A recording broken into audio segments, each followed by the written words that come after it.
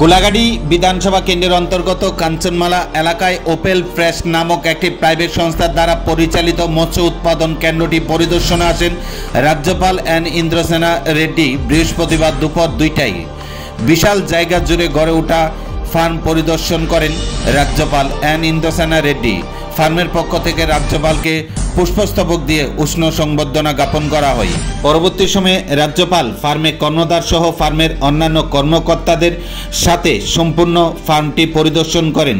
এদিনে রাজ্যপাল জানান, রাজ্যের বেকার যুবক যুবতীরা যদি চায় এই ধরনের প্রকল্প স্থাপনের মধ্যে দিয়ে স্বনির্ভর হওয়া খুবই সহজ। তিনি আরও জানিয়েছেন, এই ফার্ম থেকে মৎস্য রাজ্যের বিভিন্ন জায়গায় নিয়ে যাওয়া হবে। রাজ্য সরকার এই ধরনের প্রকল্পে আরও বেশি করে স্থাপন করতে বিশেষভাবে নজর দিয়েছে। তবে এদিন কাঞ্চনমালা এলাকায় ওপেল ফ্রেশ প্রাইভেট সংস্থায় রাজ্যপাল পরিদর্শনে পুলিশের পক্ষ থেকে নিরাপত্তা ব্যবস্থা ছিল জোরদার।